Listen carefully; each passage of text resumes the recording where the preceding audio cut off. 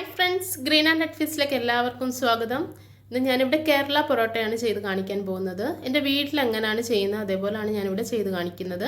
അപ്പോൾ നിങ്ങൾക്ക് ഇത് ഈസി ആയിട്ട് തോന്നുന്നുണ്ടെങ്കിൽ നിങ്ങൾക്കും ട്രൈ ചെയ്യാം. അതേപോലെ തന്നെ ഫസ്റ്റ് ടൈമാണ് എൻ്റെ വീഡിയോ ഒക്കെ കാണുന്നതെങ്കിൽ നിങ്ങളൊന്ന് ചാനൽ സബ്സ്ക്രൈബ് ചെയ്യാൻ മറക്കരുതേ. അപ്പോൾ വീഡിയോയിലോട്ട് കിടന്നാലോ?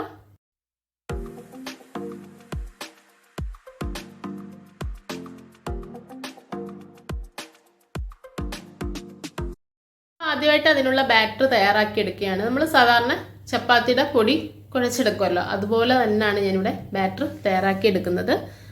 ഇതിലേക്ക് ഞാൻ ഉപ്പും വെള്ളമാണ് ചേർത്ത് കൊടുത്തിട്ടുള്ളത്. ഈ മാവൊന്ന് നന്നായിട്ട് ഇതേപോലെ കുഴച്ചെടുത്തതിന് ശേഷം അതിലേക്ക് ഞാൻ ഓയിൽ ഒഴിച്ചു കൊടുക്കുന്നുണ്ട്. 2 ടേബിൾ സ്പൂൺ ഓയിലാണ് ചേർത്ത് കൊടുക്കുന്നത്. ഓയിൽ എത്ര യൂസ് ചെയ്യുന്നോ അതനുസരിച്ച് അത് സോഫ്റ്റ് ആയിരിക്കും.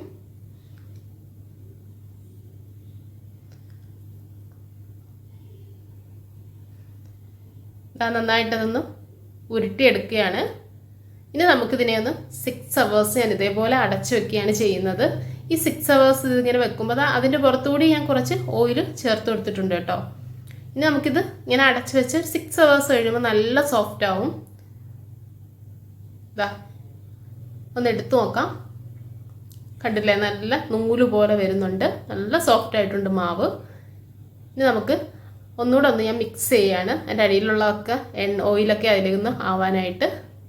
അപ്പോൾ കാണുമ്പോൾ തന്നെ അറിയാമല്ലോ മാവ് നല്ല സോഫ്റ്റ് ആയിട്ടുണ്ട്. ഇനി ഇതേപോലെ ഓരോരോ ബൗൾസായിട്ട് നമുക്ക് എടുക്കാം. ഇനി ഇതാ ഇങ്ങനെയുള്ള സർഫേസിലാണ് ഞാനിത് ചെയ്തെടുക്കാൻ പോകുന്നത്. ആദ്യം ആ ബോൾസൊക്കെ ഒന്ന് ഉരുട്ടി വെക്കട്ടെ.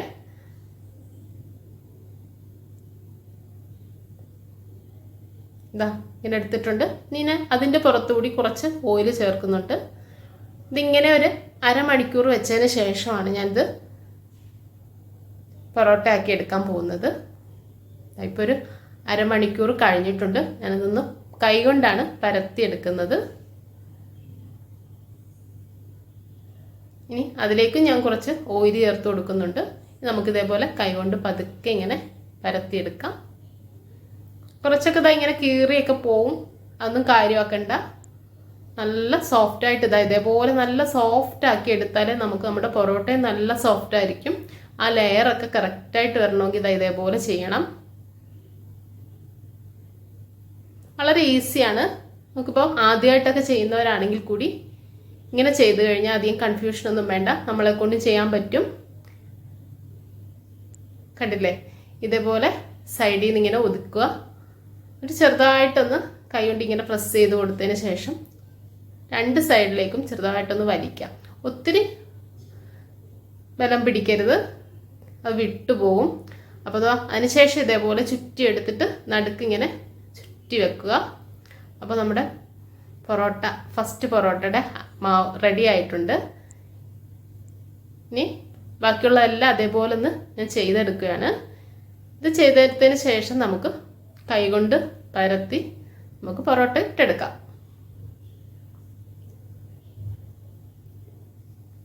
ഇതാ ഒരെണ്ണം കൂടി നിങ്ങൾ കണ്ടോളൂ. ഇങ്ങനെയാണ് ഞാൻ ചെയ്തെടുക്കാറുള്ളത്. തുടക്കക്കാർക്കൊക്കെ വളരെ ഈസി ആയിട്ട് ചെയ്യാവുന്ന ഒന്നാണ്. അപ്പോൾ എല്ലാവരും ഒന്ന് ട്രൈ ചെയ്ത് നോക്കണം കേട്ടോ.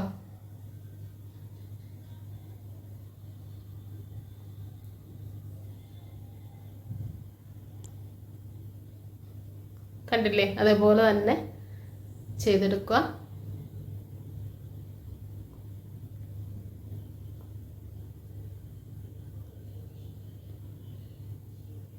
ഇങ്ങനെ ചുറ്റി വെച്ച് ഇതെല്ലാം ഒരുപോലെ ആക്കിയതിന് ശേഷം നമുക്ക് ഒരുമിച്ചിത് ചുട്ടെടുക്കാവുന്നതേ ഉള്ളൂ. എല്ലാം ഒന്ന് അതേപോലെ ആക്കി എടുത്തിട്ടുണ്ട്. ഇനി നമുക്ക് കൈ കൊണ്ട് ഇങ്ങനെ പ്രസ് ചെയ്ത് കൊടുത്താൽ മതി. കയ്യിൽ കുറച്ച് എണ്ണ ഞാൻ തൂത്തിട്ടുണ്ട് കേട്ടോ. ഇതേപോലെ ഒന്ന് പ്രസ് ചെയ്തെടുക്കുക. ഒത്തിരി പരത്തരുത്. ഒത്തിരി പരത്തി കഴിഞ്ഞാൽ ലെയർ വരാൻ ബുദ്ധിമുട്ടാണ്. അപ്പോൾ ജസ്റ്റ് ഒരു ഷേപ്പിൽ ഇങ്ങനെ ചെയ്താൽ മതി. അതിന് ശേഷം കല്ല് നന്നായിട്ട് ചൂടായി വന്നിട്ടുണ്ട്. കല്ലിൽ ഞാൻ എണ്ണ തൂത്ത് കൊടുക്കുകയാണ്. ഇനി നമുക്കത് പൊറോട്ട ചുട്ടെടുക്കാം. ഓയിൽ ചേർക്കുന്നുണ്ട്. 2 സൈഡിലും ഓയിൽ ചേർത്താണ് ചുട്ടെടുക്കേണ്ടുന്നത്.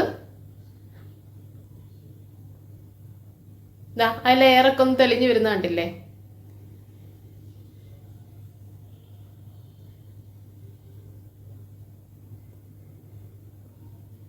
രണ്ട് സൈഡും നന്നായിട്ട് മൊരിഞ്ഞ് വന്നതിന് ശേഷം വേണം എടുക്കാൻ. ആയി വരുന്നുണ്ട്.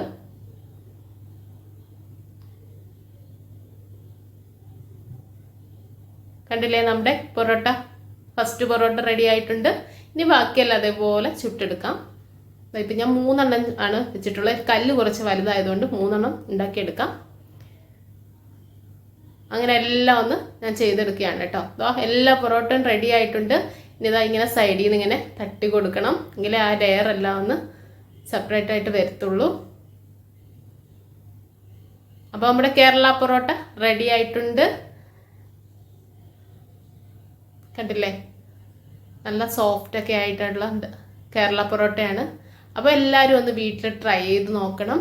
അപ്പോൾ ഇതിന് വേണ്ടുന്ന സൈഡ് ഡിഷൊക്കെ എൻ്റെ ചാനലിൽ ഞാൻ കൊടുത്തിട്ടുണ്ട് കേട്ടോ. എല്ലാവരും ഒന്ന് പോയി കാണണം. നെക്സ്റ്റ് വീഡിയോയിൽ കാണുന്നവരെ എല്ലാവർക്കും എൻ്റെ താങ്ക്സ്. ബൈ.